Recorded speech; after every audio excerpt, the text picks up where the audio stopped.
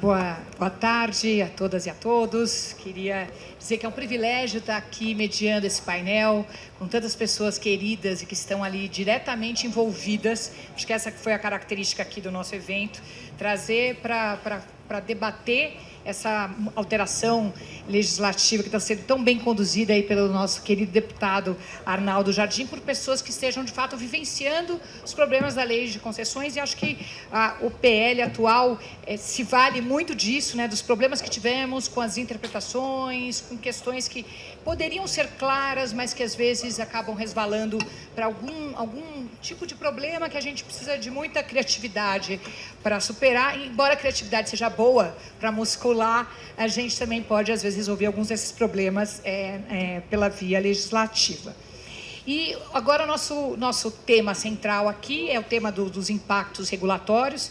Eu tenho aqui pessoas que estão envolvidas, né, com a regulação de algum modo. A Viviane no lado estratégico, mas foi uma reguladora durante muito tempo e nunca deixará de compreender muito bem os problemas. O Nicola Curi, que também não está na regulação propriamente dita, mas dialoga com ela o tempo todo, né? E tem também a regulação do próprio TCU, né, que é um órgão que tem se regulado. Lucas Asford Rocha, diretor da NTT, que é uma agência que está mandando muito bem, né, na regulação, nos brindando ali com uma série de novas figuras e tudo mais.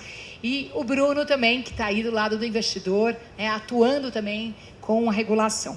Então, aqui com essa plateia, queria também saudar essa plateia aqui, que queria destacar aqui a presença do Dr. Milton Gomes, procurador-geral da NTT, do Dr. Marconi, que está aqui também da consultoria jurídica, e do Jorge Bastos, diretor da InfraSA, em nome de quem eu saúdo todos vocês.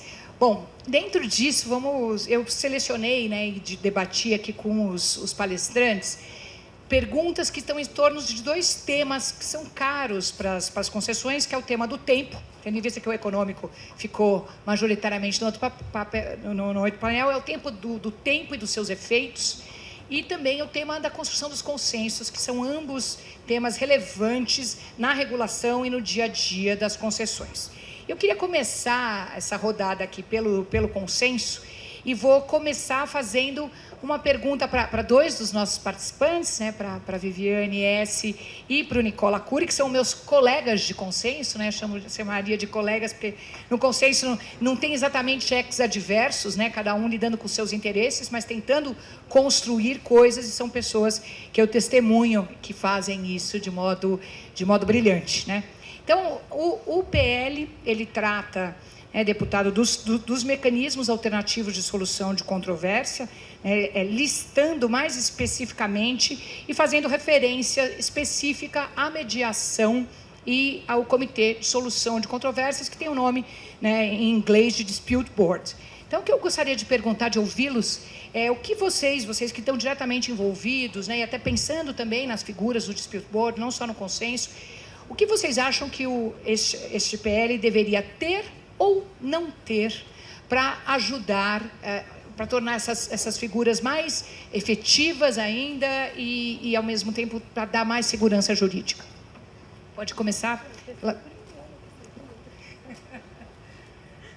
Bom, primeiro agradecer ao deputado pela gentileza do convite, doutora Letícia, Jimmy, Viápia.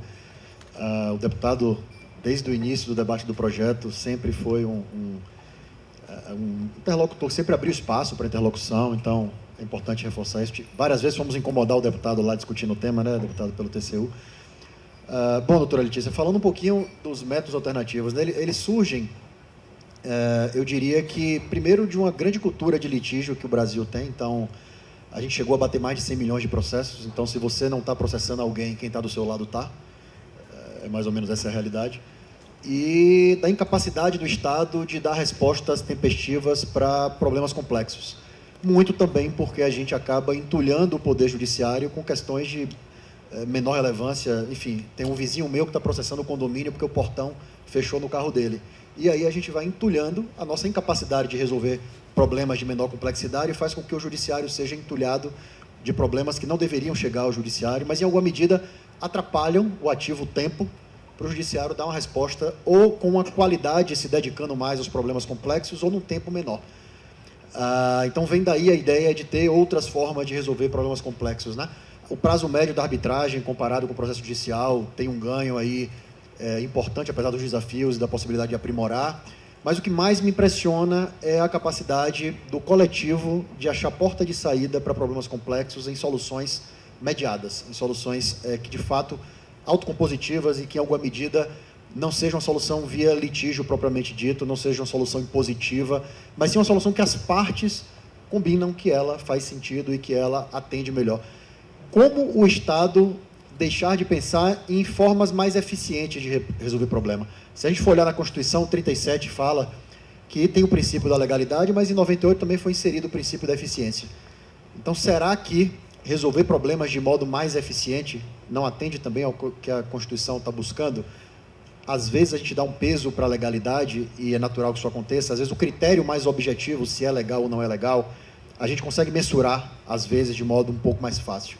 Eficiência é desafiador. Eu até brinco, eu não vou fazer isso aqui hoje, porque o Rony já falou que ele descumpriu uma norma, então eu brinco nos auditórios, geralmente pergunto, quem descumpriu uma norma nos últimos 30 dias, levante a mão. E ninguém levanta. E aí eu pergunto, e quem foi ineficiente? Quem foi um pouquinho ineficiente? Quem descumpriu a eficiência? Todos ficam constrangidos de dizer que foram 100% eficientes. A gente sabe que não será 100% eficiente, mas a gente fica constrangido ao contrário, de dizer que descumpriu a vírgula da norma ou que descumpriu algo, qualquer ato normativo. Esse peso, e naturalmente a gente tem que se respeitar a legalidade, eu não estou propondo aqui que isso não aconteça, mas é muito importante que a gente pense em como ter soluções mais eficientes para problemas complexos. E aí, doutora Letícia, o que mais me impressiona é a capacidade de implementação das decisões que forem decisões mediadas, autocompositivas. O ativo tempo é muito relevante, não só para resolver o problema, mas para implementar a decisão. Muitas vezes uma decisão judicial ou até arbitral, a implementação é mais traumática, justamente porque foi uma decisão imposta. No âmbito de uma mediação, a lei de mediação prevê essa possibilidade, a possibilidade das pessoas, de fato, as partes, cada um eventualmente abrir mão de um pouquinho, que é possível abrir mão, e chegar numa solução que, impressionantemente, é implementável, às vezes, de imediato. Eu lembro de um dos casos que foi homologado pelo plenário, numa quarta-feira, numa quinta, a decisão foi implementada. Então, a capacidade de implementação de uma decisão que todos entendem que é a melhor solução é o que mais me impressiona em autocomposição, em soluções mediadas. Isso agrega muito valor para o cidadão, agrega muito valor ao interesse público, e isso faz a diferença.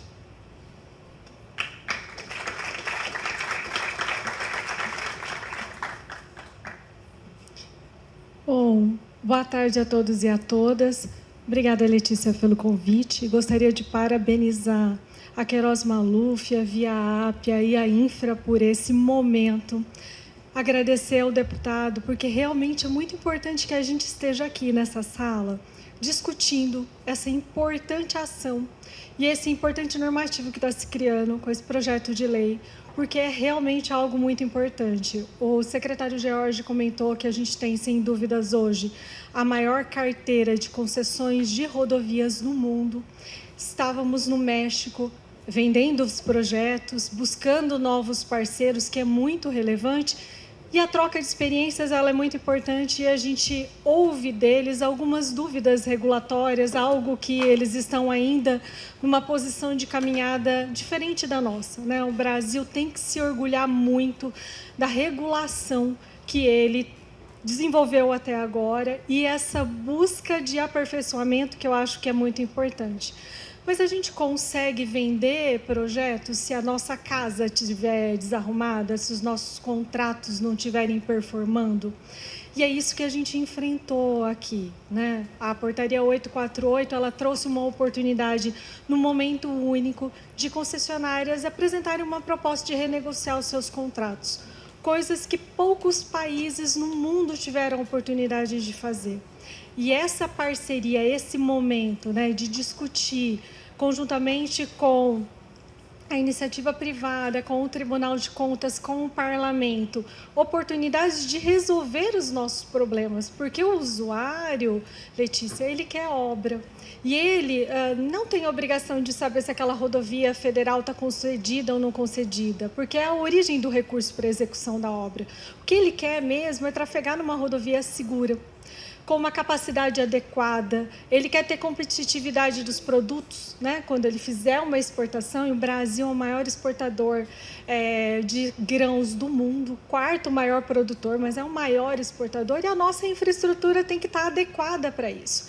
E nós temos um crescimento tão grande que surpreende outros países do mundo, porque a nossa área produtiva ela migra. Ela estava na região sul e sudeste, agora ela está na região norte e centro-oeste. E isso faz com que a gente tenha que se esforçar para adequar a nossa infraestrutura. Então, esse trabalho, essa oportunidade que nós temos aqui de discutir melhorias num processo, e nós, em infraestrutura rodoviária, temos dos 14 propostas de modernização no contrato de concessão, de retomada da execução dessas obras, que é o que a gente deve fazer para os usuários, né? Nosso papel, muitos problemas para enfrentar, e o PL traz a solução e a busca de resolução de boa parte deles, né? Eu sou da NTT de carreira, tenho mais de 20 anos de serviço público e eu vivenciei, às vezes, uma vontade de resolver e uma dificuldade de implementar a resolução. E isso que a gente está fazendo aqui hoje, de discutir na consenso, de enfrentar problemas, de construir conjuntamente uma solução, é algo que a gente tem que ter orgulho mesmo. Parabéns, deputado, pela iniciativa, traz melhorias significativas.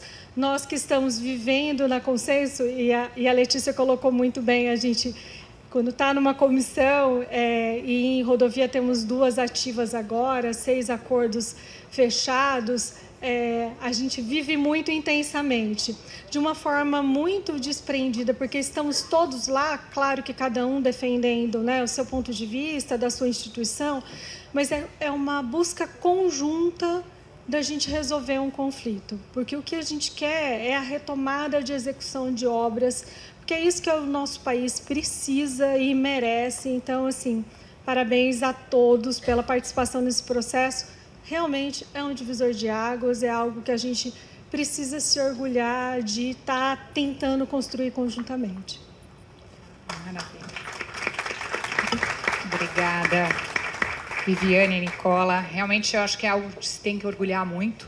Algo que eu acho que foi bastante relevante no processo, né, para além do que já foi destacado aqui, né, da criatividade, do poder do coletivo, e o que a Viviane está falando desse ambiente todo, e que me chamou a atenção quando eu participei de um desses casos, no termo de autocomposição tem uma previsão de que os agentes que estão envolvidos com aquelas soluções criativas e inovadoras, porque é isso que se precisa para resolver um problema complexo, eles não podem ser responsabilizados por estas soluções. Claro, se eles agirem com dolo ou fraude é uma outra questão, e que é isso, deputado, até que se falava aqui também, em relação à questão, está por trás também da questão do licenciamento ambiental e de todas essas discussões, né? Eu achei curioso, não vou puxar a sardinha para o lado dos baianos, porque aqui é uma baianidade só, né?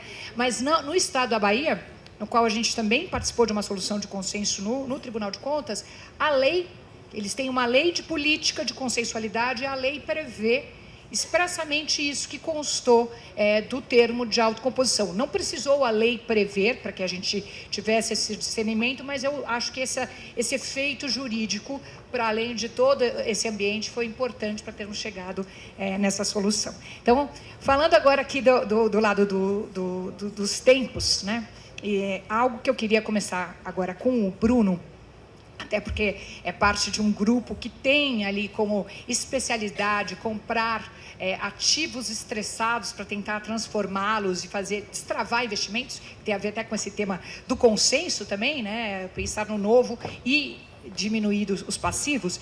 E aí um gargalo que se enfrenta, né, Bruno, é o tema das transferências de controle das concessões. Seja no tempo, seja pela ausência de regramento e seja pelo fato de que esses ativos estressados acumulam multas e ficam realmente impagáveis, né? Então é isso que a gente também enfrentou no consenso. Então, claro, o consenso é uma solução, a continuidade é uma solução, a gente tem que ter um cardápio, mas a transferência também é. E o PL trata muito bem e muito oportunamente dessas questões. Eu queria ouvi-lo, Bruno, sobre esse tema, como sendo representante de um investidor que atua bastante também nessa vertente. Boa tarde a todos. Obrigado pelo convite. É um prazer e uma honra para mim estar aqui nesse palco com uma plateia tão gabaritada, discutindo temas tão importantes aí para as concessões e o desenvolvimento da infraestrutura no país. Bom, Letícia, sobre esse tema, né, quer dizer, a gente vem aí numa agenda do grupo de aquisições, e eu acho que tem duas coisas aí no PL que eu acho que vale a pena serem destacadas, que ajudam nesse sentido, né? A primeira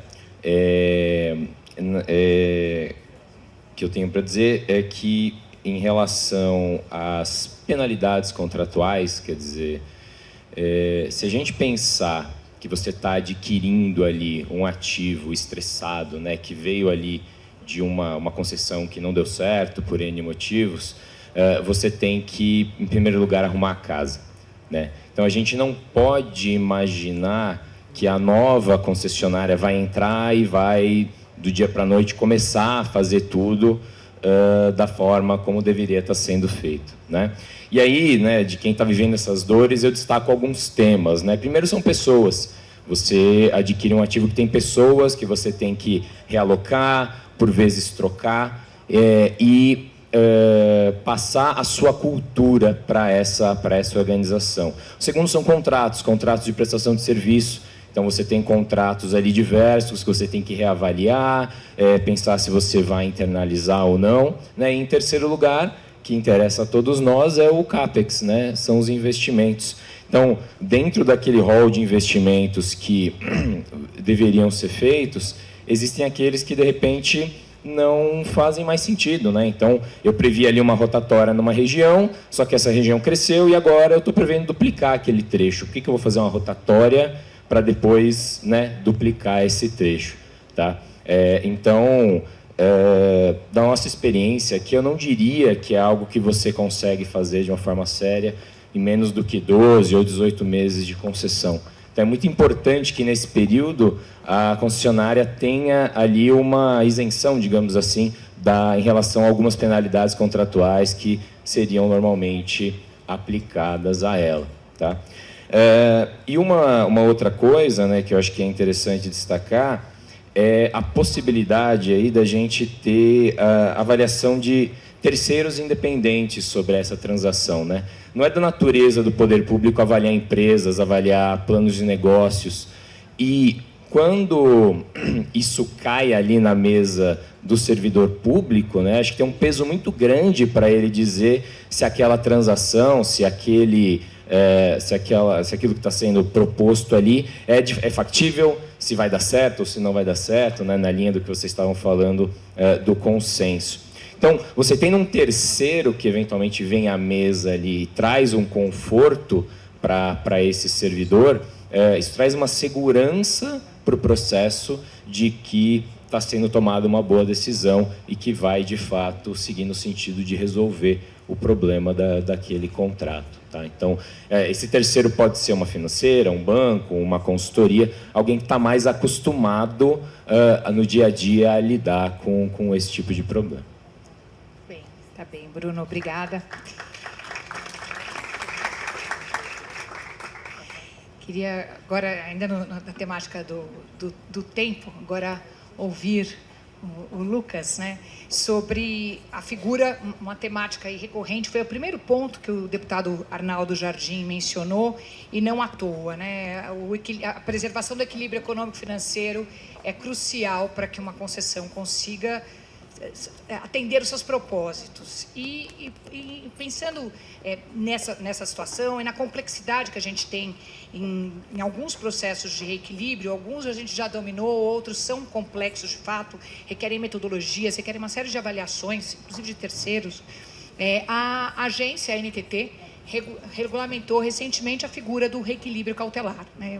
Eu entendo que ele já era possível antes, mas agora está regulamentado, e muito bem regulamentado. E a figura do reequilíbrio cautelar, que é justamente um reequilíbrio no tempo, foi também abordado, está expressamente previsto no PL. Daí eu queria ouvir o Lucas sobre o que você acha que o PL deveria conter ou não conter também para fazer com que esse reequilíbrio cautelar seja implementado aí com maior tranquilidade pelas agências, claro, no seu caso, perguntando da NTT. Boa, Letícia, excelente provocação, muito embora quem seja eu para dizer o que deveria conter ou não conter num projeto de lei. Mas, primeiramente, muito boa tarde a todos, boa tarde a todas. Fico também aqui muito feliz, muito honrado com o convite. Em nome da Agência Infra, obrigado ao Jimmy, obrigado à Viap e ao escritório Queiroz Maluf, aqui em seu nome, doutora Letícia, e também aqui, especialmente, ladeado desses craques do setor, que a gente apenas aprende um pouco com eles. Queria louvar de modo especial o deputado Arnaldo Jardim pelo seu engajamento, pela sua competência e preparo técnico, pela organização e iniciativa de um evento como o de hoje, afora todas as audiências que o senhor tem liderado, Brasil afora. É importante que isso seja dito e redito, porque, de fato, não se trata de um projeto fácil e simples, mas, indo diretamente ao seu ponto, a gente sabe que a questão do reequilíbrio talvez seja, eu não gostaria de dizer aqui o principal gargalo, mas, se não, um dos principais. De fato, talvez o mote pela revisitação, pela revisão dessa lei seja em relação a isso. Nós sabemos da dificuldade na sustentabilidade dos projetos, especialmente aqueles de longa maturação, como no caso de infraestrutura rodoviária. Então, mas nós temos, no caso da NTT, como você mencionou no início da sua fala, já uma experiência recente na edição da Instrução Normativa número 33, a que o Dr. Milton, nosso procurador-geral, está presente, que liderou e capitaneou todo o desenvolvimento dessa norma. E essa norma já é um exemplo em relação a alguma maturidade regulatória que pode ser, sim, conversado nesse projeto de lei no que se refere à análise dos pleitos de reequilíbrio, em relação à sua admissibilidade, em relação ao seu processo de instrução, em relação ao seu exame técnico e, por fim, ao seu processo decisório ao final. Em relação ao que se fazer constar nesse projeto de lei, como você já mencionou, há já uma previsão expressa em relação ao reequilíbrio cautelar. Há também uma outra forma de reequilíbrio baseado em evidências, que também isso pode ser refletido de modo mais pormenorizado. Isto vinculado à preservação, do ativo público, com a previsão de mecanismos de reversão, logicamente. Acho também que podemos reforçar a questão da matriz de risco, que também foi bastante discutido e debatido aqui no painel anterior, estabelecendo de modo muito claro a alocação objetiva dessa responsabilidade. Acho também, pensando aqui por alto, bem pertinente a responsabilidade por regulamento infralegal no que se refere a conceitos propriamente técnicos em relação à análise desse reequilíbrio. Então, eu acho que isso, de modo resumido, é o que me cabia falar aqui, para além a implementação de múltiplos instrumentos, especialmente em relação a reequilíbrio tarifário, a prorrogação contratual, também é importante dizer em relação à alteração de obrigações, tudo dentro de um contexto de análise técnica, muito bem estruturado. Então, eu acho que esse IN 33 da NTT, que é resultado de um estudo bastante técnico e debatido com a sociedade, com os agentes do setor, é um grande exemplo em relação a uma evolução no que se refere ao reequilíbrio econômico-financeiro dos contratos.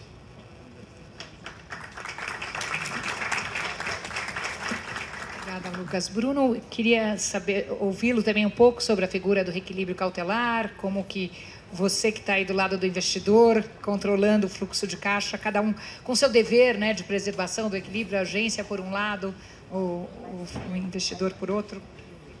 Claro. Letícia, eu separei aqui alguns itens, que eu acho que assim que deviam ou não deviam estar no PL nesse sentido, em relação ao reequilíbrio. Falando de reequilíbrio econômico financeiro como um todo, então, algumas coisas que já foram mencionadas aqui, eu destacaria reequilíbrio concomitante, acho que é essencial, né? Principalmente pensando em conta vinculada, você fazer reequilíbrios ali previamente, já combinados com o privado, e efetuá-los, né, de forma concomitante, conforme eles vão ocorrendo, até para não haver aquele caso do poder concedente contratar, né, um cheque especial junto ao privado e depois não ter condições de pagar isso, ficarem aqueles contratos irreequilibráveis. Fontes de receita acessória, que são coisas que já foram faladas, desvincular isso do equilíbrio, né? Então, se a gente pensar que o ônus que a funcionária vai pagar para o poder concedente bem dizer, mais uma tarifa, mais um imposto, né, somado aos impostos que ele já tem que pagar, muitas vezes você acaba inviabilizando o apetite do privado em investir em coisas inovadoras, né, porque o retorno que ele vai ter sobre aquilo é muito baixo. Depois, a questão que o PL fala sobre você ter ali terceiros independentes já previamente cadastrados à agência reguladora e a concessionária poder contratar desses independentes pareceres acerca dos reequilíbrios, depois até poder pedir o reembolso em relação a eles, é muito interessante também, na mesma lógica do que eu falei na primeira questão, acho que tira um pouco do peso da caneta, e tem questões que muitas vezes a agência reguladora, o próprio poder concedente não tem tanto know-how para avaliar, questões de engenharia, questões econômico-financeiras um pouco mais complexas, tá? E por fim,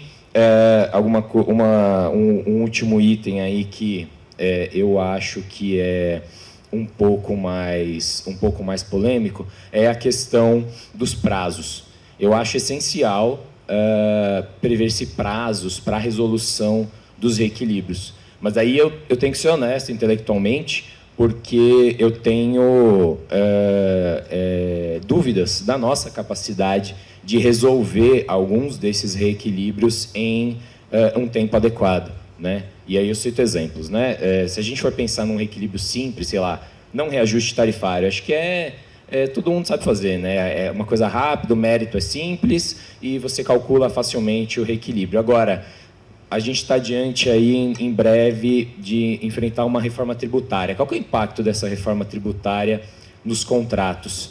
Eu não acho que a gente vá ser capaz de resolver esses problemas em 180 ou que seja 360 dias. Eu acho que vai ser um tema que vai acompanhar a gente por muito tempo, né? E na medida em que você prevê um prazo ali para resolver, você pode, né, você acaba criando ali um problema. Então, né, eu não gosto de trazer problema sem trazer solução. Então, uma ideia seria, de repente, ao final desse prazo, vincular uma solução via reequilíbrio cautelar, por exemplo. Então, se tem o prazo lá, 180 dias, prorrogáveis por mais 180 para a gente resolver determinado desequilíbrio. Não fomos capazes de fazê-lo, naquele momento a gente utiliza a nossa melhor estimativa e aplica um reequilíbrio cautelar compulsório, por exemplo. Né? Uma coisa que a gente pode discutir, que resolveria a curto prazo e dá mais tempo ali para a gente continuar debatendo um tema até chegar, de fato, numa solução definitiva.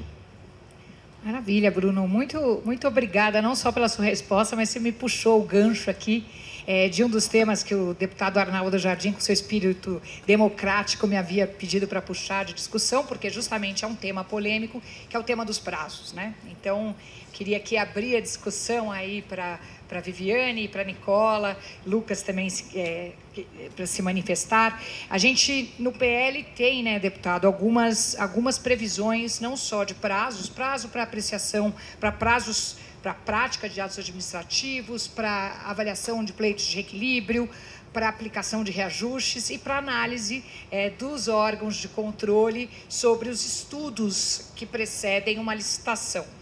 Então, que realmente queria ouvi-los sobre como vocês veem essa problemática do tempo. O Bruno já fez ótimas ponderações, aí, tanto o que vocês veem de problemas como de soluções aí em relação ao tema, que é uma discussão ótima, realmente. Essa é uma discussão muito importante. Pegando um gancho do que o Bruno mencionou, a gente tem, além das preocupações que ele trouxe aqui para a discussão, o tempo, né? Um desequilíbrio, por exemplo, de alteração do valor de insumo betuminoso, né, numa linha extraordinária. Nos 3 primeiros anos de um contrato de concessão, a concessionária tem um nível de exposição. Já depois do 20º ano, essa exposição ela é diferente. Então, talvez a gente tenha que analisar o tempo e a exposição que a concessionária tem àquele tipo de desequilíbrio. Por que eu digo isso? Porque todos nós queremos ser céleres e rápidos e entregar a análise o quanto antes, mas, às vezes, dependendo da complexidade, ela pode trazer aí uma análise mais simplificada, né? Aquele receio de eu tenho um tempo para entregar, então eu vou entregar o que eu pude fazer nesse prazo, né? Então, isso pode trazer aí um efeito reverso, né? O que a gente está aqui preocupado com prazo, e prazo é uma coisa que preocupa todos nós, né? A gente leva um projeto para otimização, para discussão de forma consensual no TCU, todos nós queremos entregar e fazer um acordo o melhor possível, o mais rápido possível, mas dependendo da complexidade, às vezes isso não é possível, né? Então, é algo que a gente precisa discutir. Talvez o tipo de desequilíbrio e na fase que aquele contrato está, ele possa, sim, ser analisado de forma mais rápida, às vezes até de forma parcial, enquanto não se conclui uma análise mais complexa, né? Se você entende que no mérito aquele pleito é realmente um desequilíbrio que precisa ser reequilibrado, você entra no meio termo. É claro que a gente tem que tomar cuidado também para não ter flutuações tarifárias. E o PL, ele traz um instrumento da conta vinculada, que eu acho que é maravilhoso, e ele clareia uma dúvida que muitos de nós já tivemos da utilização da conta vinculada, que eu acho que é um instrumento muito importante, porque ele evita flutuações tarifárias, ele evita para o usuário, porque a tarifa subiu, depois baixou, o usuário não consegue entender e nem deve se preocupar com esse tipo de coisa, e é um mecanismo de proteção muito grande. Mas a gente também tem que diversificar um pouco as garantias possíveis de um projeto, para que a gente também não onere demais, não carregue demais na conta vinculada proteções, porque sai da tarifa, sai do bolso do usuário. Então, a gente também tem que ter uma dose para isso.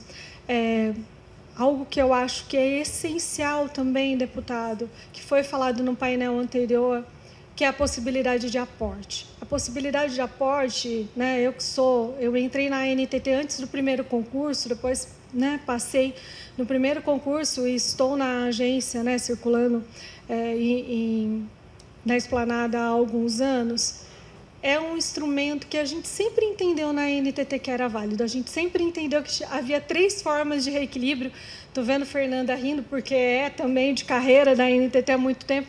E, para a gente, reequilíbrio era aporte, tarifa e prazo. E, durante um certo tempo, isso se perdeu e isso foram entrando complexidades e que tiraram do ente regulador esse instrumento que é muito válido.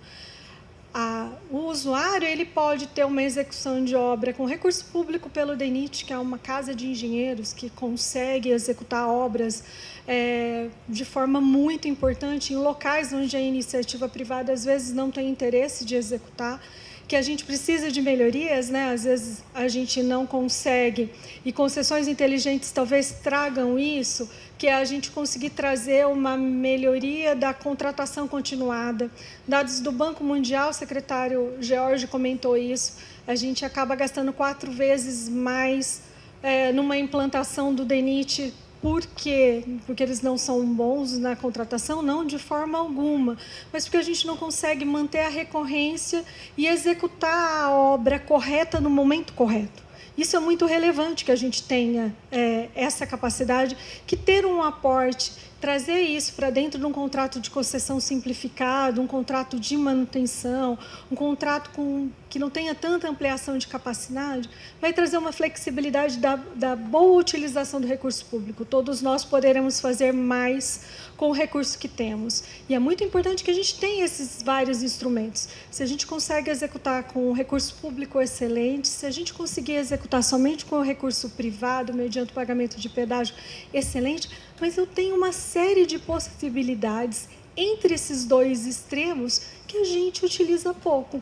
E aporte em concessão existente, concessão de manutenção, são possibilidades que eu acho que a gente precisa explorar mais, e o PL traz um enfrentamento dessas proposições, e eu acho que, na minha opinião, são muito relevantes também. Excelente, Viviane, muito obrigada pelas suas contribuições. Nicola? Bom, só para pegar o gancho, né, do prazo e dos métodos alternativos, né, o quanto o tempo importa na tomada de decisão. E o quanto a gente tem cultura de litígio. Eu lembro que quando a NTT criou a Compor, o procurador Milton, o procurador-geral está à frente lá, um repórter me perguntou, e não foi o Jimmy, viu? Um repórter me perguntou, Nicola, vocês são contra, né, a criação da Compor, porque aí eles vão resolver o problema e não precisa mandar para o TCU, né? E aí eu brinquei com ele, olha, tem problema para todo mundo resolver, né? Não falta problema, e é importante o Estado ter capacidade de resposta para resolver problemas em prazos menores. Então o tema prazo, logicamente, é relevante. E aí, deputado, eu trago... a gente tem a IN 81, que disciplina a atuação do TCU nas desestatizações.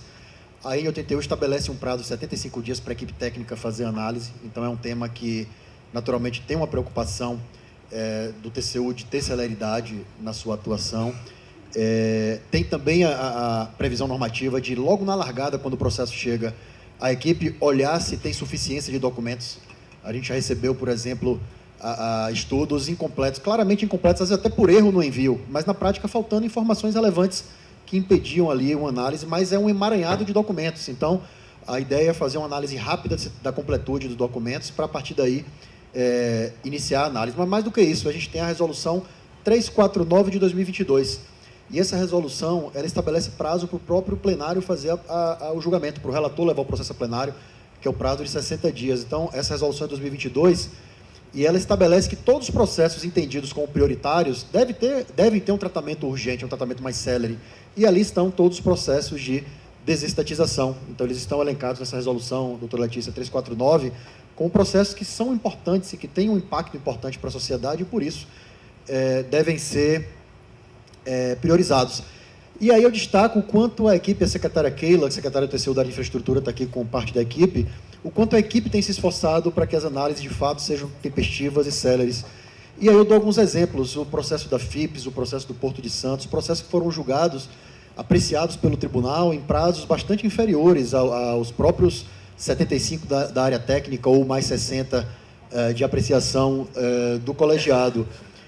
Então, há uma atenção importante da Casa para que os processos sejam apreciados com a maior celeridade, buscando também ter segurança jurídica. Eu acho que isso é um tema que está sempre na ordem do dia nos debates, tanto da área pública quanto do setor privado, como a segurança jurídica contribui para a atração de investidores e como a robustez dos estudos acaba também sendo um fator decisivo para a atuação de outros atores e como outros olhos olhando também contribuem para uma análise crítica para que esses estudos sejam mais robustos e mantenham a atratividade. Para concluir, doutora Letícia, eu queria abordar um exemplo de um caso do setor de petróleo, em que havia ali a previsão de pré-sal e pós-sal. Tem uma linha imaginária, uma linha que diz daqui para cá é pré-sal, daqui para cá é pós-sal. O estudo foi modelado desconsiderando que a jazida estava um pedaço de um lado, um pedaço do outro. Era como se você tomasse sopa com 2 canudos, cada um na metade do prato, e o que sair de um lado tem uma modelagem tributária, o que sair do outro tem outra modelagem tributária, e isso gerava uma redução de 2,4 bilhões de arrecadação. E o tribunal apontou insuficiência dos estudos para tomar aquela decisão. Não foi estudada a unitização das jazidas, e com isso o tribunal apontou um problema que os estudos corrigiram.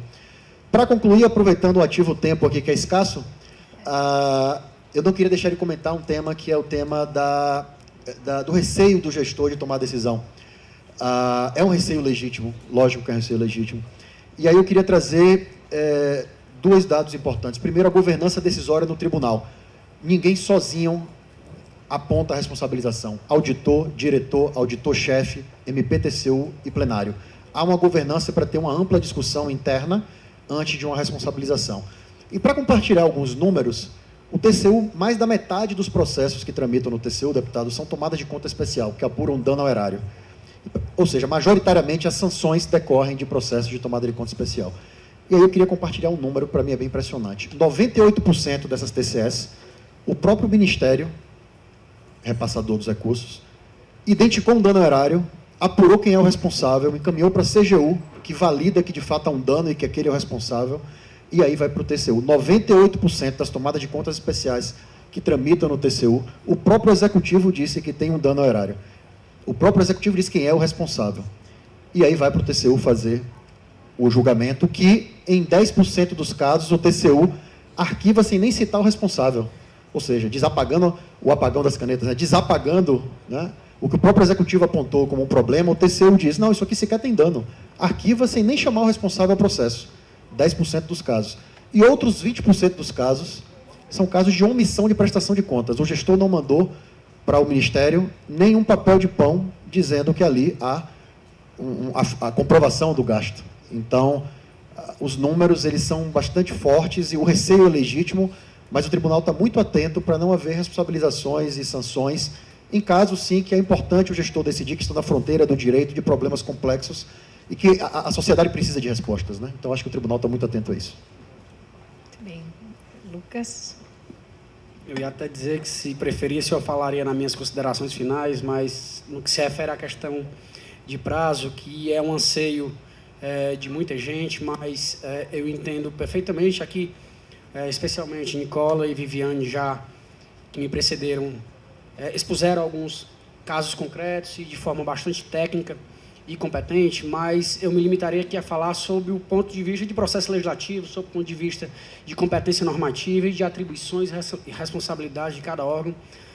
Eu penso que o projeto de lei, esta lei, deve se limitar, entre aspas, a diretrizes gerais, deve servir como um marco orientador de tudo que vai ser feito. Então, seria um tanto quanto até leviano estipular prazos rigidamente fixos para o que quer que seja, sob pena de engessar a atuação dos demais partícipes nesse processo. Então, mais sob o ponto de vista geral, sei também da importância da fixação de prazo, mas muitas das vezes a gente sabe que todo contrato tem sua vida, todo contrato tem suas particularidades, suas nuances. Então, o que serve para um não serve para outro. Portanto, é difícil fazer algo estritamente fixo, sabendo dessas particularidades e das idiosincrasias de cada órgão que participa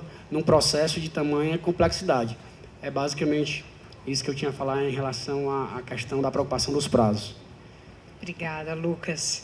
Falando em tempo, eu já vou chegando aqui no meu tempo, está todo mundo me olhando, preocupado com os tempos aí dos painéis, né? O tempo foi objeto do doutorado aí do meu sócio Márcio Reis, mas só mencionando para contribuir um pouco, deputado, eu acho que, de fato, a gente tem atos de natureza muito variados, né? E a questão do prazo tem essa complexidade de que alguns podem vir com uma análise muito ruim. E daí algo que é importante cogitar também é que tipo de efeito a gente vai dar para o transcurso desse prazo. Algo que a gente fez, estou vendo o secretário Pedro Bruno aqui na minha frente, numa modelagem que a gente fez para o governo de Minas Gerais, foi pensar em algumas superações de prazo, não como um efeito de aprovação, porque, de fato, a gente tem problemas. Imaginemos uma licitação que tem documentos que passou-se o tempo do TCU e a gente considera aprovado. O que o TCU não é capaz de fazer daí para adiante? Eu acho que não aumenta a nossa segurança jurídica, acaba por diminuir.